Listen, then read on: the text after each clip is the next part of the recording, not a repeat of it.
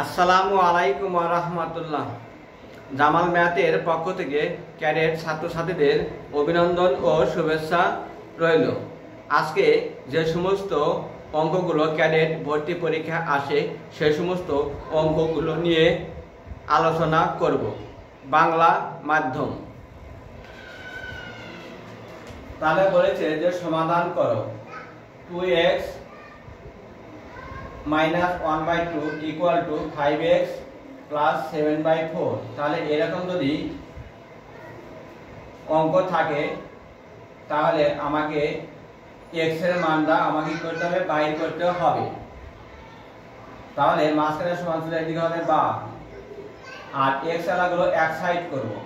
তাহলে x আলাগুলো এক side করলে এখানে থেকে 2x থাকে, আর এখানে থেকে প্লাস আছে, এই পাশে আসলে কি হবে, বাম সাইডে সমানে বাম সাইডে আসলে প্লাস থাকলে মাইনাস হবে, মাইনাস থাকলে প্লাস হবে।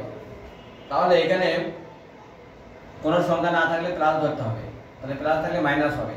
তাহলে 5x আর এখানে 7/4, এটা যা আছে তাই লিখব। আর এখানে মাইনাস আছে সমানে ডান পাশে গেলে ওই পাশে গেলে তাহলে হচ্ছে মাইনাস থাকলে প্লাস হবে। তাহলে এখানে লিখবো হচ্ছে হাফ, আর এখানে যদি প্লাস থাকে ওই পাশে গেলে মাইনাস হতো, অর্থাৎ ডান পাশে গেলে মাইনাস হতো। তাহলে এখানে 5 হচ্ছে বড়, 2 হচ্ছে ছোট, 5 এর আগে আছে মাইনাস চিহ্ন, তাহলে এখানে মাইনাস 5 থেকে 2 বিয়োগ করলে 3x। আর এখানে 4 এবং 2 এর লসাগু হচ্ছে 4। কিভাবে হয় দেখো, 4 এবং 2 দিয়ে লসাগু 4 আর 1, তাহলে বলে 4 এই 4।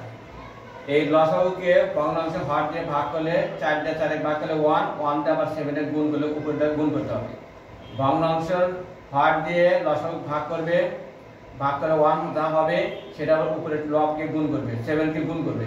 তাহলে 7 একে 7, তাহলে সেম এটাও তাই, 2 দিয়ে গুণে 4, 2 আর 1 গুণ হয়ে যাবে।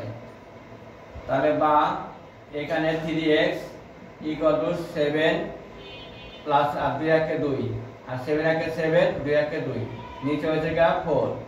তাহলে বা 3x = 7 আর 2 যোগ করলে 9, আর নিচে আছে হচ্ছে 4। তাহলে এর নিচে 9 মানে কি আছে, 1 আছে।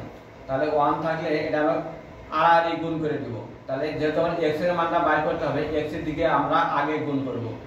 এখানে হচ্ছে -3x গুণন হচ্ছে 4, আর এখানে হচ্ছে 1 দিয়ে 9 এর গুণ করলে 9 একে কত হয়, 9। তাহলে আমরা এই পাশে আসি।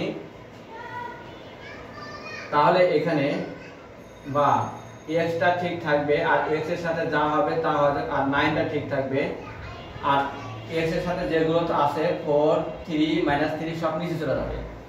তাহলে -3 গুণন হচ্ছে 4। তাহলে আমরা এইখানে আমরা কাজ করতে পারি, 3 দিয়ে 3 ভাগ করলে 1, 3 দিয়ে আবার 3 ভাগ করলে 9 ভাগ করলে 3, অর্থাৎ 3 3 9। সুতরাং x = উপরে 3, নিচে হচ্ছে 4 একে 4, আর মাঝখানে এই মাইনাসটা বসবে, এটা মাঝখানে বসিয়ে দিবে। তাহলে লিখবে নির্ণয় সমাধান x = -3/4, এটাই आंसर। তাহলে এখান থেকে এই সমস্ত অঙ্কগুলো বেশি বেশি প্র্যাকটিস করলে, আর এখানে ক্যাডেট ভর্তি পরীক্ষা আসলে এই সমস্ত অঙ্কই নিয়মে তোমরা করতে পারবে। তাই যারা নতুন আছো তারা সাবস্ক্রাইব করবে, লাইক করবে, শেয়ার দিবে, আর যারা পুরাতন আছো তারা লাইক দিবে, শেয়ার দিবে। আগামী ক্লাসে আমরা নতুন নতুন ভিডিও নিয়ে হাজির হব। ধন্যবাদ।